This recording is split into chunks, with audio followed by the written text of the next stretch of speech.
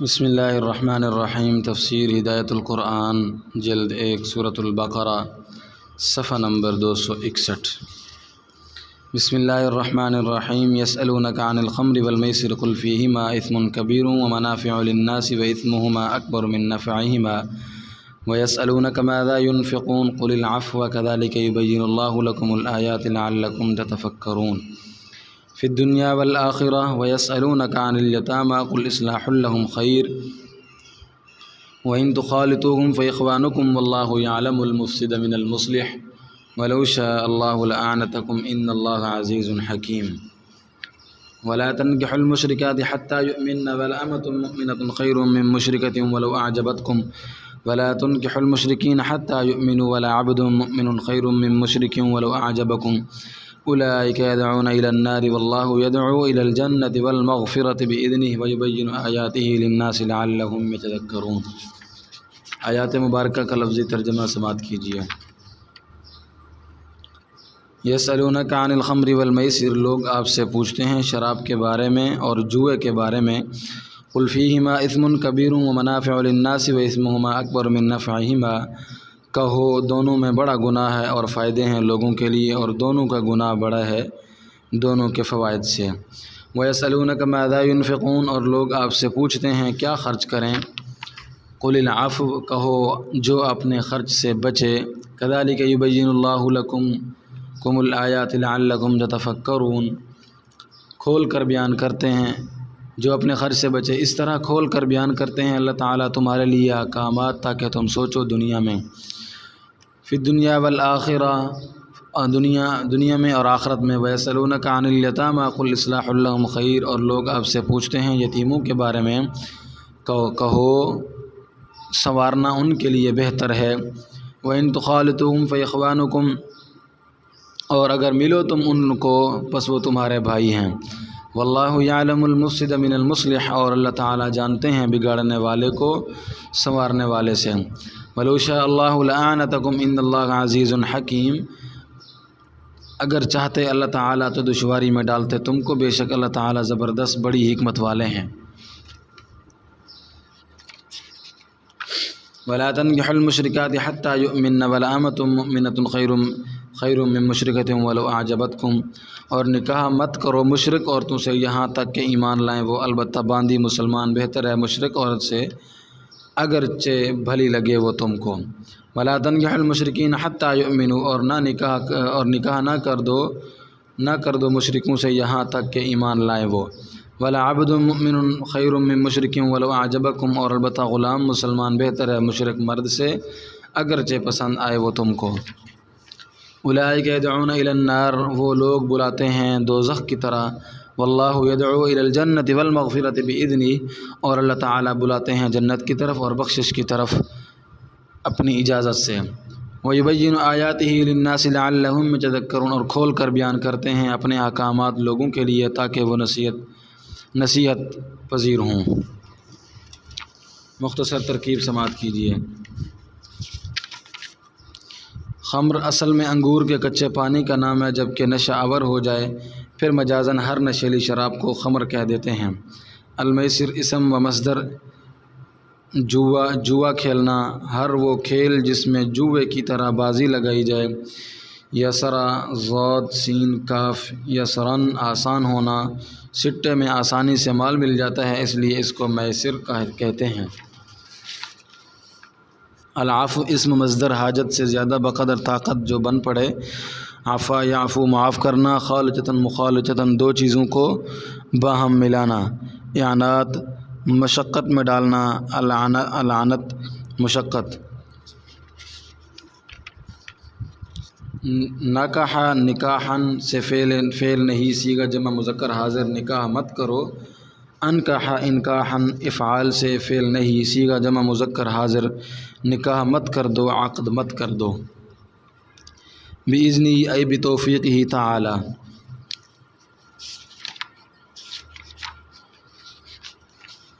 احکام میں مصالح اور مفاسد کی رعایت کی جاتی ہے۔ ربط، ابھی آیت 216 میں جہاد کی فرضیت کا بیان تھا، اس میں فرمایا تھا کہ یہ حکم لوگوں کو بھاری معلوم ہوگا مگر وہ ان کے لیے مفید ہے، اللہ تعالیٰ جانتے ہیں اور وہ نہیں جانتے۔ پھر آیت 217 میں رجب میں قتال کا جواز بیان کرتے ہوئے فرمایا تھا الفتنۃ اکبر من القتل، لوگوں کو دین سے ہٹانا رجب میں قتل سے بھاری گناہ ہے اور اشد کے مقابلے میں اخف کو برداشت کیا جاتا ہے۔ اب دور تک ایسے احکام بیان فرماتے ہیں جن میں مصالح اور مفاسد کی رعایت ہے۔ زیر تفسیر آیات میں ایسے 3 احکام ہیں۔ نمبر 1، شراب اور سٹہ اس لیے حرام ہے کہ ان کی خرابی ان کے فوائد سے بڑی ہوئی ہے۔ شراب اور سٹہ میں اگرچہ لوگوں کے فوائد ہیں، اسی لیے لوگ شراب پیتے ہیں، عقل مند بھی پیتے ہیں اور سٹہ کھیلتے ہیں، حکومتیں بھی کھیلتی ہیں، مگر دونوں کی خرابی ان کے فوائد سے بڑی ہوئی ہے۔ سنار کی 100 اور لوہار کی 1 ہے اللہ کے لیے، اس لیے اللہ کی شریعت میں دونوں حرام ہیں۔ زیر تفسیر آیت ذہن سازی کے دوسرے مرحلہ کی ہے۔ شراب عربوں کی گھٹی میں پڑی ہوئی تھی، ہر شخص اس کا رسیہ تھا۔ اسی طرح سٹہ اور زنا بھی، اس لیے شراب کی حرمت نازل کرنے سے پہلے ذہن تیار کیا گیا۔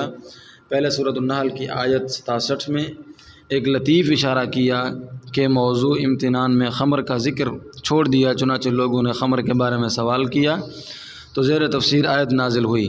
اس میں لوگوں کو بتایا کہ شراب اور سٹے میں کچھ فوائد ہیں مگر ان میں ایک بہت بڑا ضرر ہے۔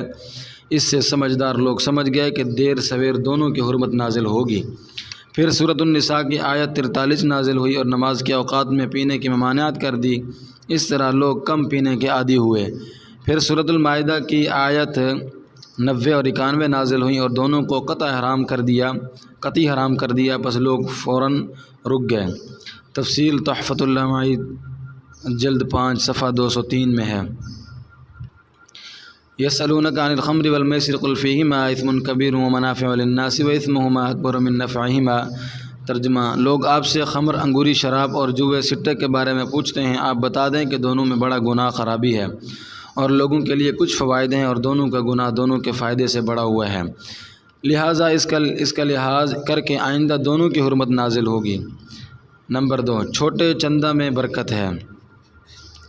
پہلے آیت 215 میں مال فراواں سے خرچ کرنے کا حکم دیا تھا، یہ بڑا چندہ تھا۔ اب عفو، خرچ سے بچے ہوئے سے خرچ کرنے کا حکم ہے کہ یہ چھوٹا چندہ ہے، یہ بھی ضروری ہے بلکہ اس میں برکت ہے۔ جب بر صغیر پر انگریزوں کا قبضہ ہو گیا، اس نے اسلامی حکومت ختم کر دی تو لمحہ فکریہ پیدا ہوا کہ اب دین کیسے باقی رہے گا، سرپرست تو کوئی رہا نہیں۔ اس وقت اللہ تعالیٰ نے وقت کے اکابر کے ذہن میں یہ بات ڈالی کہ چندہ کے مدارس قائم کیے جائیں، اور مولانا محمد قاسم نانوتوی قدس سرہ نے دارالعلوم دیوبند کے اصول 8 گانہ میں لکھا ہے کہ عوامی چندہ کیا جائے اور کسی امیر کبیر کے وعدہ محکم پر بھروسہ نہ کیا جائے، نہ حکومت سے ایڈ مدد لی جائے۔ اس طرح اللہ تعالیٰ نے بر صغیر میں دین کی بقا کا سامان کیا۔ وَيَسْأَلُونَكَ مَاذَا يُنْفِقُونَ قُلِ الْعَفْوَ۔ ترجمہ، لوگ آپ سے پوچھتے ہیں کیا خرچ کریں، آپ ان کو بتائیں اپنے خرچ سے جو بچے اس کو خرچ کرو۔ یہ جہد المقل نادار کی کوشش ہے، لوگوں کو یہ حکم بھاری معلوم ہوگا مگر ان میں ملت کا فائدہ ہے۔ قطرے قطرے سے تالاب بھرتا ہے اور کنکر کنکر مل کر پہاڑ بنتا ہے۔ دونوں حکموں کے مصالح اور مضرت ہیں۔ اوپر جو 2 باتیں بیان کی ہیں وہ واضح ہیں، ان کے مصالح اور مفاسد غور کرنے سے سمجھ آ سکتے ہیں۔ دنیا کے فوائد اور مضرتیں اور آخرت کے فوائد اور مضرتیں واضح ہوں گی۔ شراب پینے سے سرور حاصل ہوتا ہے، آدمی دوسری دنیا میں پہنچ جاتا ہے، اور ہر نشہ آور چیز کا یہی حال ہے، بلکہ جتنا نشہ قوی ہوتا ہے زیادہ مگن ہو جاتا ہے۔ جیسے بھنگ، حشیش اور ہیروین میں 4 طبق روشن ہو جاتے ہیں، یہ دنیا کے فوائد ہیں۔ اور شراب سے عقل پر پردہ پڑ جاتا ہے، آدمی کردنی ناکردنی کرنے لگتا ہے، کبھی لڑائی جھگڑا بھی ہو جاتا ہے اور بے خبری میں بیوی کو طلاق بھی دے دیتا ہے، مختلف قسم کے روحانی اور جسمانی امراض الگ پیدا ہوتے ہیں۔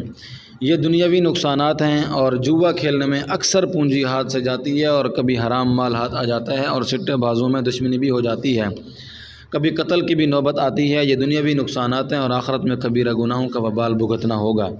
اور خرچ سے تھوڑا تھوڑا بچاتا رہے تو دنیا میں ایک دن مالدار ہو جائے گا، اور خرچ کرتا رہے تو آخرت میں مالداروں سے آگے نکل جائے گا۔ اور دنیا فانی ہے اور آخرت باقی ہے۔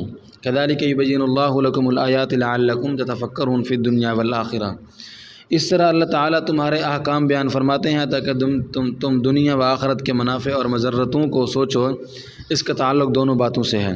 نمبر 3، یتیموں کا کھانا ساتھ رکھنے کی اجازت ان کی مصلحت سے ہے۔ احکام میں مصالح و مفاسد کی رعایت کی یہ تیسری مثال ہے۔ جن لوگوں کی پرورش میں یتیم بچے ہوتے تھے وہ احتیاط نہیں برتتے تھے، چنانچہ سورۃ النساء آیت 10 میں سخت وعید آئی کہ جو لوگ یتیموں کا مال ناحق کھاتے ہیں وہ اپنے پیٹ میں انگارے بھرتے ہیں۔ اس پر صحابہ محتاط ہو گئے اور ان کا کھانا پینا الگ کر دیا۔ اس سے یتیموں کا نقصان ہونے لگا، کبھی کھانا بچ جاتا، کبھی کم پڑ جاتا۔ پس سوال ہوا، اس کا جواب دیا کہ مقصود یتیم کے مال کی اصلاح ہے۔ اگر ان کی چیزیں الگ رکھنے میں مصلحت ہو تو ایسا کیا جائے، اور ساتھ ملانے میں ان کا فائدہ ہو تو ملا سکتے ہیں، کیونکہ وہ تمہارے نسبی یا دینی بھائی ہیں، اور بھائیوں کا کھانا پینا ساتھ ہوتا ہے۔ البتہ یتیموں کی اصلاح کا پورا خیال رکھا جائے۔ البتہ اللہ تعالیٰ سب جانتے ہیں کہ کس کا مقصد فساد ہے اور کس کا اصلاح۔ اگر نفع رسانی منظور ہے تو ملانا جائز ہے۔ پھر فرمایا کہ اللہ تعالیٰ بھاری حکم دے سکتے تھے کہ ان کا کھانا پینا الگ رکھو، مگر وہ حکیم بھی ہیں، اس لیے یتیموں کی مصلحت پیش نظر رکھ کر جواز کا حکم دیا۔ یسألونک عن الیتامی قل اصلاح لهم خیر وان تخالطوهم فاخوانکم واللہ یعلم المفسد من المصلح ولو شاء اللہ لعنتکم ان اللہ عزیز حکیم۔ ترجمہ: اور لوگ آپ سے یتیموں کے بارے میں پوچھتے ہیں، سوال کی تفصیل جواب سے معلوم ہوگی۔ کہیں ان کے کام کا سنوارنا بہتر ہے، اگر ان کا کھانا پینا اپنے ساتھ ملا لو تو تمہارے بھائی ہیں، اور اللہ تعالیٰ بگاڑنے والے کو سنوارنے والے سے جانتے ہیں، اور اللہ تعالیٰ چاہتے تو تم کو مشقت میں ڈالتے، یعنی کھانے پکانے کا الگ انتظام ضروری قرار دیتے اور تمہیں دوبارہ پکانا پڑتا۔ بے شک اللہ تعالیٰ زبردست بڑے حکمت والے ہیں۔ نمبر 4، مشرکوں کے نہ مردوں سے نکاح جائز ہے نہ عورتوں سے۔ احکام میں مصالح و مفاسد کی رعایت کی یہ چوتھی مثال ہے۔ مسلمان مرد کا نکاح کافر عورت سے درست نہیں، البتہ اگر کافر عورت کتابی یہودی یا نصرانی ہو تو درست ہے، اور مسلمان عورت کا نکاح کسی بھی کافر سے خواہ وہ کتابی ہو درست نہیں۔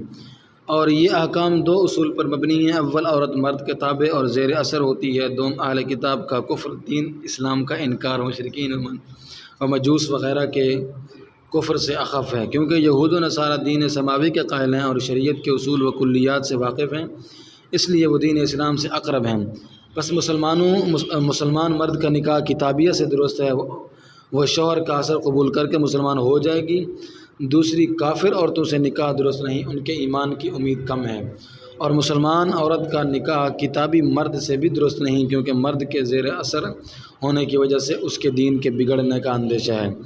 حضرت شاہ ولی اللہ صاحب محدث دہلوی رحمۃ اللہ علیہ حجۃ البالغہ میں نکاح و طلاق کے بیان میں فرماتے ہیں، سورۃ البقرہ آیت 221 میں ارشاد پاک ہے، اور مسلمان عورتوں کو مشرکین کے نکاح میں مت دو یہاں تک کہ وہ ایمان لیں، اور مسلمان غلام مشرک سے بہتر ہے اگرچہ مشرک تمہیں اچھا معلوم ہو۔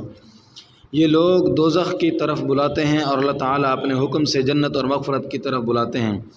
اس آیت میں یہ بات بیان کی گئی ہے کہ اس حکم میں ملحوظ مصلحت یہ ہے کہ مسلمانوں کی کفار کے ساتھ معیت اور صحبت اور مسلمانوں اور کافروں میں ہمدردی اور غم گساری کا رواج خاص طور پر ازدواجی معاملات میں دین کو خراب کرنے والا ہے۔ اس بات کا سبب ہے کہ مسلمان کے دل میں دانستہ یا نادانستہ کفر سرایت کر جائے، اس لیے مسلمان عورت کا نکاح کسی بھی کافر مرد سے حرام کیا گیا، اور مسلمان مرد کا نکاح بھی کافر عورت سے حرام کیا گیا۔ البتہ کتابیہ سے جائز رکھا گیا، کیونکہ یہود و نصارہ دین سماوی کے پابند ہیں اور شریعت کے اصول و کلیات کے بھی قائل ہیں۔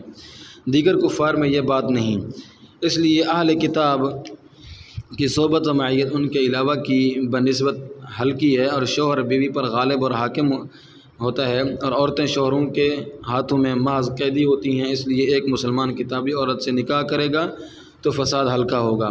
بس اس ہلکے ضرر کا حق یہ ہے کہ اس کی اجازت دی جائے اور دوسری صورتوں کی طرح اس صورت میں سختی نہ برتی جائے، چنانچہ سورۃ المائدہ آیت 5 میں اس کی صراحتاً اجازت دی گئی۔ فائدہ: کتابی عورتوں سے نکاح کے سلسلہ میں اب صورتحال بدل گئی ہے، خاص طور پر غیر مسلم ممالک یورپ امریکہ میں عورتیں مردوں کے زیر اثر نہیں رہیں، اور کتابی عورتوں سے جو مسلمان نکاح کرتے ہیں وہ بھی عام طور پر دین آشنا نہیں ہوتے، اس لیے ان عورتوں کے اسلام قبول کرنے کے واقعات بہت ہی کم ہیں۔ عام طور پر مرد ہی عورت کا اثر قبول کر لیتا ہے، اور بچے تو ماں کے زیر اثر ہی پروان چڑھتے ہیں، اس لیے اب یہ نکاح باعث فتنہ ہے، پس اس سے احتراز ضروری ہے۔ حضرت عمر رضی اللہ تعالیٰ عنہ نے اس سے ہلکے فتنے کی وجہ سے حضرت حذیفہ رضی اللہ تعالیٰ عنہ کو جب انہوں نے مدائن میں ایک یہودی عورت سے نکاح کیا تاکید کے ساتھ حکم دیا کہ اس کو فوراً چھوڑ دو۔ جب حضرت حذیفہ رضی اللہ تعالیٰ عنہ نے دریافت کیا کہ یہ نکاح حرام ہے تو آپ نے فرمایا میں حرام نہیں کہتا، ولاکنی اخاف ان یغات المؤمنات منہن، لیکن مجھے اندیشہ ہے کہ ان کی وجہ سے مسلمان عورتوں کے سخت غصہ آئے گا، عورتوں کو سخت غصہ آئے گا۔ اور ایک روایت میں ہے فإنی اخاف ان یقتدی بک المسلمون فیختار النساء اہل المذمۃ لمجالہن وکفی بذلک فتنۃ للنساء المسلمات، مجھے اندیشہ ہے کہ مسلمان آپ کی پیروی کریں گے اور ذمیوں کی عورتوں کو ان کی خوبصورتی کی وجہ سے ترجیح دیں گے، اور یہ بات مسلمان عورتوں کے فتنہ کے لیے کافی ہے، یعنی لوگوں کی توجہ مسلمان عورتوں سے ہٹ جائے گی۔ آیت: مشرک عورتوں سے نکاح مت کرو یہاں تک کہ وہ مسلمان ہو جائیں، اور مسلمان باندی یقیناً مشرک آزاد عورت سے بہتر ہے اگرچہ وہ تم کو پسند ہو، اور مشرک مرد سے مسلمان عورت کا نکاح مت کرو یہاں تک کہ وہ مسلمان ہو جائیں، اور مسلمان غلام یقیناً مشرک مرد سے بہتر ہے اگرچہ وہ تم کو پسند آئے۔ وہ لوگ دوزخ کی طرف بلاتے ہیں اور اللہ تعالیٰ اپنے توفیق سے جنت اور مغفرت کی طرف بلاتے ہیں، اور اللہ تعالیٰ اپنے احکام لوگوں کے لیے کھول کر بیان کرتے ہیں تاکہ وہ نصیحت پذیر ہوں۔ بسم اللہ الرحمن الرحیم۔ وَيَسْأَلُونَكَ عَنِ الْمَحِيضِ قُلْ هُوَ أَذًى فَاعْتَزِلُوا النِّسَاءَ فِي الْمَحِيضِ وَلَا تَقْرَبُوهُنَّ حَتَّى يَطْهُرْنَ فَإِذَا تَطَهَّرْنَ فَأْتُوهُنَّ مِنْ حَيْثُ أَمَرَكُمُ اللَّهُ إِنَّ اللَّهَ يُحِبُّ التَّوَّابِينَ وَيُحِبُّ الْمُتَطَهِّرِينَ نساؤكم حرث لكم فأتوا حرثكم أنى شئتم وقدموا لأنفسكم واتقوا الله واعلموا أنكم ملاقوه وبشر المؤمنين۔ آیات مبارکہ کا لفظی ترجمہ سماعت کیجیے۔ وَيَسْأَلُونَكَ عَنِ الْمَحِيضِ، اور لوگ آپ سے پوچھتے ہیں حیض کے متعلق۔ قُلْ هُوَ أَذًى فَاعْتَزِلُوا النِّسَاءَ فِي الْمَحِيضِ وَلَا تَقْرَبُوهُنَّ حَتَّى يَطْهُرْنَ، کہیں وہ گندگی ہے پس جدا رہو عورتوں سے حیض میں، اور نہ نزدیک ہو وہ ان سے یہاں تک کہ پاک ہو جائیں وہ۔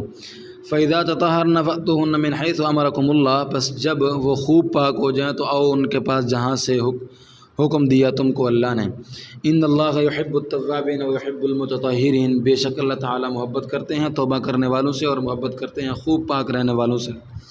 نساؤکم حرث لکم فأتوا حرثکم أنى شئتم وقدموا لأنفسکم، تمہاری عورتیں تمہاری کھیتی ہیں بس آؤ تم اپنے کھیت میں جس طرح چاہو، اور آگے بھیجو اپنے لیے اور ڈرو اللہ سے۔ واتقوا اللہ واعلموا انکم ملاقوہ، اور ڈرو اللہ سے اور جان لو کہ تم اس سے ملنے والے ہو۔ وبشر المؤمنین، اور خوشخبری دیں ماننے والوں کو۔ محیض اسم بمعنی حیض ہے، اس میں دیگر احتمالات بھی ہیں، دیکھیں تحفۃ القاری صفحہ جلد 2 صفحہ نمبر 77۔ اذن کے اصلی معنی ہے تکلیف دہ، ضرر رساں، گندگی تکلیف دہ ہوتی ہے اس لیے گندگی ترجمہ کرتے ہیں۔ طہرن پاک صاف ہونا، تطہرن میں مبالغہ ہے، خوب پاک صاف ہونا۔ یہ حکم اگلی آیت میں ہے۔ انی بمعنی کیف ہے، بمعنی آئینہ نہیں۔ نمبر 5، حالت حیض میں جماع کی ممانعت مضرت اور گندگی کی وجہ سے ہے۔ شان نزول: حالت حیض میں بیوی سے معاملہ کرنے میں امتیں مختلف تھیں۔ یہود اور مجوس حالت حیض میں عورت کے ساتھ کھانے اور ایک گھر میں رہنے کو بھی جائز نہ سمجھتے تھے، اور نصارہ مشرکین مجامعات سے بھی پرہیز نہ کرتے تھے۔ چنانچہ نبی صلی اللہ علیہ وسلم سے یہ مسئلہ پوچھا گیا، اس پر یہ آیت نازل ہوئی اور بتایا گیا کہ مجامعات تو اس حالت میں حرام ہے اور اس کے ساتھ کھانا پینا رہنا سہنا درست ہے۔ یہود و نصارہ افراط و تفریط میں مبتلا ہیں، دونوں کا طریقہ غلط ہے۔ حالت حیض میں صحبت کی ممانعت اس وجہ سے ہے کہ اس وقت بیوی سے ملنا ضرر رساں اور گندگی میں لت پت ہونا ہے، اس کی مضرت پر اطباء کا اتفاق ہے، اور نجاست سے تلطخ لت پت ہونا شیاطین کے قریب کرتا ہے۔ اور حرمت کی ان وجہوں کی طرف لفظ اذن میں اشارہ ہے۔ اذن کے 2 معنی ہیں، اصلی اور کنائی۔ اصلی معنی ہے ضرر رساں اور کنائی معنی ہے گندگی۔ اور حیض میں بیوی سے دور رہنے اور نزدیک نہ ہونے کا مطلب ہے مجامعات نہ کرنا۔ دیگر امور جائز ہیں، اور کہاں تک نزدیک جا سکتے ہیں اس میں اختلاف ہے۔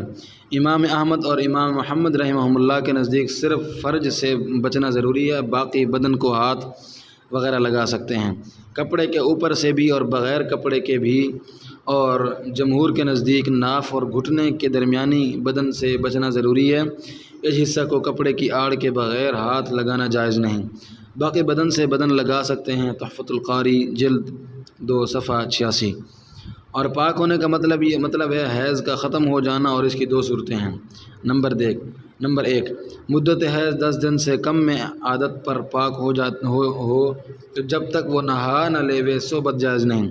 اگر غسل نہ کرے تو جب تک ایک نماز کا وقت نہ گزر جائے، یعنی جب تک ایک نماز کی قضا اس پر واجب نہ ہو جائے، صحبت کرنا درست نہیں۔ اس کے بعد جائز ہے بہشتی زیور۔ نمبر دو، حیض کی پوری مدت پر پاک ہو تو اسی وقت صحبت کرنا درست ہے، چاہے نہائی ہو یا نہ نہائی ہو۔ اور جہاں سے اللہ نے حکم دیا کا بیان اگلے عنوان کے تحت آ رہا ہے، اور آخر میں فرمایا کہ اگر کسی سے گناہ ہو جائے حالت حیض میں صحبت کر بیٹھے تو توبہ کرے، اللہ کو توبہ کرنے والے بندے بہت پسند ہیں۔ اور دوسری صورت میں بھی جب کہ خون مدت حیض پر بند ہوا، صحبت کرنے میں جلدی نہ کریں۔ جب عورت نہا لے تب صحبت کرے، اللہ تعالیٰ کو وہ بندے پسند ہیں جو خوب پاک رہتے ہیں، اس لیے ہمیشہ باوضو رہنا مستحب ہے۔ آیات پاک۔ اور لوگ آپ سے حیض کا حکم دریافت کرتے ہیں، آپ بتلائیں وہ حیض گندگی ہے، پس تم حیض میں عورتوں سے علیحدہ رہو اور ان کے نزدیک نہ جاؤ جب تک وہ پاک نہ ہو جائیں۔ پس جب وہ خوب پاک ہو جائیں یعنی نہا لیں تو ان کے پاس آؤ جہاں سے اللہ نے تم کو حکم دیا، بے شک اللہ تعالیٰ بہت توبہ کرنے والوں سے محبت رکھتے ہیں اور پاک صاف رہنے والوں سے بھی محبت رکھتے ہیں۔ عورتیں کھیتی ہیں، بس کھیت میں جہاں سے چاہے آئے۔ یہود عورت کی پشت کی طرف سے اگلی راہ میں وطی کرنے کو ممنوع کہتے تھے اور کہتے تھے کہ اس سے بچہ بھینگا پیدا ہوتا ہے۔ ان کا یہ خیال غلط تھا۔ قرآن نے بتایا عورتیں بمنزلہ کھیتی ہیں، نطفہ بیج ہے اور اولاد پیداوار ہے، پس آدمی کو اختیار ہے آگے سے یا کروٹ سے یا پشت پر پڑھ کر یا بیٹھ کر جس طرح چاہے مجامعات کرے، مگر یہ ضروری ہے کہ صحبت تخم ریزی کی جگہ میں ہو جہاں سے پیداوار کی امید ہے، اغلام حرام ہے۔ اور بیوی کو کھیتی کہنے میں اس طرف اشارہ ہے کہ صحبت صرف لذت کے لیے نہیں ہونی چاہیے، طلب اولاد مقصود ہونی چاہیے۔ کاشتکار کھیت میں بیج پیداوار کے لیے ڈالتا ہے۔ نساؤکم حرث لکم فأتوا حرثکم انا شئتم وقدموا لانفسکم واتقوا اللہ واعلموا انکم ملاقوہ وبشر المؤمنین۔ ترجمہ، تمہاری بیویاں تمہاری کھیتی ہیں، پس جدھر سے چاہو اپنے کھیت میں آؤ اور اپنے لیے اعمال آگے بھیجو، یعنی رات بھر میں اس میں مشغول مت رہو، اور اللہ تعالیٰ سے ڈرو اور جان لو کہ تمہارا اللہ سے پالا پڑنے والا ہے۔ اور ماننے والوں کو خوشخبری سنا دیں، یعنی ناجائز طریقہ پر بیوی سے فائدہ مت اٹھاؤ، کل حساب دینا ہوگا، اور جو تعمیل حکم کرے گا وہ مزے میں رہے گا۔ بسم اللہ الرحمن الرحیم۔ ولا تجعلوا اللہ عرضۃ لایمانکم ان تبروا وتتقوا وتصلحوا بین الناس واللہ سمیع علیم۔ لا يؤاخذكم الله باللغو في ايمانكم ولكن يؤاخذكم بما كسبت قلوبكم والله غفور حليم۔ للذين يؤلون من نسائهم تربص 4 أشهر فإن فاءوا فإن الله غفور رحيم وإن عزموا الطلاق فإن الله سميع عليم۔ آیات مبارکہ کا لفظی ترجمہ سماعت کیجیے۔ ولا تجعلوا اللہ عرضۃ لایمانکم، اور مت بناؤ تم اللہ کے نام کو عرضۃ لایمانکم نشانہ اپنی قسموں کے لیے، ان تبروا وتتقوا وتصلحوا بین الناس، یعنی حسن سلوک کرنے کے لیے اور اللہ سے ڈرنے کے لیے اور اصلاح کرنے کے لیے لوگوں کے درمیان۔ واللہ سمیع علیم، اور اللہ تعالیٰ ہر بات سننے والے، سب کچھ جاننے والے ہیں۔ لا یؤاخذکم اللہ باللغو فی ایمانکم، نہیں دار و گیر کریں گے تمہاری اللہ تعالیٰ تمہاری بیہودہ قسموں میں، ولیکن یؤاخذکم، لیکن دار و گیر کریں گے تمہاری، بما کسبت قلوبکم، ان قسموں کی وجہ سے جو کمائی ہیں تمہارے دلوں نے، اور واللہ غفور حلیم، اور اللہ تعالیٰ بڑے بخشنے والے، بڑے بردبار ہیں۔ للذین یؤلون من نسائہم تربص 4 أشہر، ان لوگوں کے لیے جو صحبت نہ کرنے کی قسمیں کھائیں اپنی بیویوں سے انتظار کرنا ہے 4 ماہ۔ فإن فاؤوا فإن اللہ غفور الرحیم، پھر اگر لوٹ جائیں تو اللہ تعالیٰ یقیناً غفور الرحیم ہے۔ وإن عزموا الطلاق فإن اللہ سمیع علیم، اور اگر پختہ ارادہ کر لیا انہوں نے طلاق کا تو اللہ تعالیٰ یقیناً سب سننے والے ہیں، سب جاننے والے ہیں۔ ترکیب، عرضتاً تیر اندازی کا نشانہ، مرادی معنی بہانہ، ہیلا، ٹال مٹول۔ ان تبروا، ان مصدریہ، تنوین فعلوں کو بتاویل مصدر کرے گا، اور ایمانکم پر معطوف ہے، اور یہ عطف بیان ہے جو مطبوع کی وضاحت کرتا ہے۔ اس میں حرف عطف نہیں ہوتا، جیسے قال ابو حفص عمر، عطف بیان اعلام میں بہت ہوتا ہے اور غیر اعلام میں بھی ہوتا ہے۔ روح للذین خبر مقدم ہے اور تربص مبتدا مؤخر ہے۔ فا یفیء فیئن لوٹنا، جیسے فا الفیء سایہ لوٹا۔ نمبر 6 ربط۔ ابھی گزشتہ سلسلہ بیان چل رہا ہے کہ احکام مصلحت پر مبنی ہے۔ ان آیتوں میں 3 باتیں ہیں۔ نمبر 6 اللہ کی قسم کو نیک کام نہ کرنے کا بہانہ مت بناؤ۔ بعض لوگ کوئی اچھائی کام نہ کرنے کی قسم کھا لیتے ہیں، مثلا ماں باپ یا بہن بھائی سے نہیں بولے گا، یا مطلق غریب کو یا کسی خاص غریب کو نہیں دے گا، یا لوگوں کے کسی نظام میں مصالحت نہیں کرائے گا۔ ایسی قسموں سے اللہ کے نام کو نیک کام نہ کرنے کا بہانہ بناتا ہے، کہتا ہے چونکہ میں نے قسم کھائی ہے اس لیے میں یہ کام نہیں کر سکتا۔ اللہ تعالیٰ فرماتے ہیں ایسا ہرگز مت کرو، اور حدیث میں ہے اگر کسی نے ایسی قسم کھائی تو اس کو توڑ دے اور کفارہ دے دے۔ وَلَا تَجْعَلُوا اللَّهَ عُرْضَةً لِأَيْمَانِكُمْ أَن تَبَرُّوا وَتَتَّقُوا وَتُصْلِحُوا بَيْنَ النَّاسِ وَاللَّهُ سَمِيعٌ عَلِيمٌ۔ ترجمہ: اور تم اللہ کے نام سے کھائی ہوئی اپنی قسموں کو بہانہ مت بناؤ، حسن سلوک کرنے اور اللہ سے ڈرنے اور لوگوں میں اصلاح کرنے کے لیے، اور اللہ تعالیٰ خوب سننے والے خوب جاننے والے ہیں۔ یعنی اگر کوئی ایسی قسم کھاتا ہے تو اللہ تعالیٰ اس کو سنتے ہیں اور اس کی نیت کو جانتے ہیں کہ اس کا مقصد نیک کام نہ کرنے کا بہانہ بنانا ہے۔ انسان کی کوئی بات اور نیت اللہ سے مخفی نہیں، لہٰذا ایسی قسم سے ہٹ جاؤ اور کفارہ دے دو۔ نمبر 7 یمین لغو میں کوئی پکڑ نہیں مگر یمین غموس میں پکڑ ہے۔ یمین کی 3 قسمیں ہیں۔ نمبر 1 یمین لغو بےہودہ قسم۔ اس کی 2 صورتیں ہیں۔ الف بول چال میں قسم کے ارادے کے بغیر ہاں بخدا اور نہیں بخدا کہنا، کسی گزشتہ بات پر اپنی معلومات کے مطابق قسم کھانا جبکہ واقع میں ایسا نہ ہو، جیسے کسی ذریعہ سے معلوم ہوا کہ محترم صاحب آ گئے ہیں، اس پر اعتماد کر کے قسم کھا لی، پھر ظاہر ہوا کہ نہیں آئے، تو یہ بھی یمین لغو ہے۔ اس میں نہ کفارہ ہے نہ گناہ، مگر لغو بےہودہ ہے، اس لیے ایسی قسموں سے بھی بچنا چاہیے۔ سورۃ المائدہ آیت 99 میں ہے۔ اس کے بالمقابل یمین منعقدہ آئی ہے، وَلَٰكِن يُؤَاخِذُكُم بِمَا عَقَدتُّمُ الْأَيْمَانَ، لیکن پکڑیں گے اس قسم پر جس کو تم نے مضبوط باندھا ہے۔ پھر کفارہ یمین کا ذکر ہے۔ نمبر 2 یمین منعقدہ، قسم کھا کر آئندہ کسی کام کے کرنے یا نہ کرنے کا پختہ ارادہ کرنا، جیسے بخدا کل وہ روزہ رکھے گا یا نہیں رکھے گا، اس میں کفارہ ہے۔ اگر قسم توڑ دے گا تو کفارہ واجب ہوگا، اس کا ذکر سورۃ المائدہ آیت 99 میں ہے۔ نمبر 3 یمین غموس، گزشتہ بات پر جان بوجھ کر جھوٹی قسم کھانا، یہ کبیرہ گناہ ہے، اس کا ذکر یہاں ہے۔ یہ بھی یمین لغو کی مقابل قسم ہے۔ احناف کے نزدیک اس میں کفارہ نہیں، اس لیے کہ یہاں اللہ تعالیٰ نے کفارہ کا ذکر نہیں کیا، یہ بات سخت گناہ ہے، توبہ لازم ہے۔ لا يؤاخذكم الله باللغو في ايمانكم ولكن يؤاخذكم بما كسبت قلوبكم والله غفور حليم۔ ترجمہ: اللہ تعالیٰ تمہاری بےہودہ قسموں میں تمہاری آخرت میں دار و گیر نہیں کریں گے، لیکن ان قسموں پر دار و گیر کریں گے جو تمہارے دلوں نے کمائی ہیں، یعنی جان بوجھ کر تم نے جھوٹی قسم کھائی ہے، اور اللہ تعالیٰ بڑے بخشنے والے ہیں، بڑے بردبار ہیں۔ یعنی توبہ کر لوگے تو آخرت میں بخش دیں گے اور بردبار ہیں، اس لیے دنیا میں کوئی سزا نہیں دیں گے۔ نمبر 8 بیوی سے 4 ماہ یا زیادہ صحبت نہ کرنے کی قسم کھانا۔ الا باب افعال کا مصدر ہے، اس کے معنی ہے قسم کھانا، اور الا کی 2 قسمیں ہیں، الا لغوی اور الا شرعی۔ 4 مہینے یا اس سے زیادہ بیوی سے صحبت نہ کرنے کی قسم کھانا الا شرعیہ، اور 4 مہینے سے کم کسی بھی مدت تک بیوی سے علیحدہ رہنے کی قسم کھانا الا لغوی ہے۔ الا لغوی کا حکم یہ ہے کہ بیوی سے علیحدہ رہنے کی جتنی مدت مقرر کی ہے وہ مدت پوری ہونے سے اگر بیوی سے صحبت کر لی تو قسم کا کفارہ واجب ہوگا، اور اگر وہ مدت پوری کر لی پھر صحبت کی تو کچھ واجب نہیں۔